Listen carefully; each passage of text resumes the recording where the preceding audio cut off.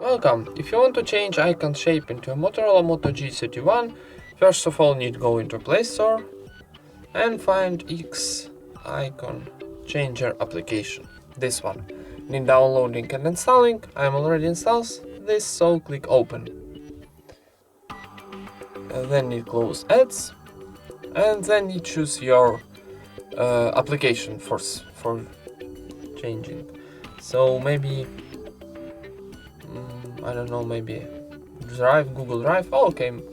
So when you press on this icon, then you choose your icon. For example, this list or this, I don't know what you want. So maybe this one on first list, maybe like this. You can change your name, and on the top we got OK button, so press it. Then it close ads,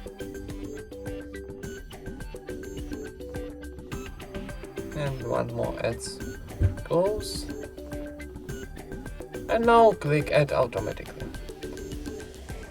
And now when you go into home screen, you find this new icon here. And that's it. Thank you for watching, leave thumbs ups and subscribe to our channel.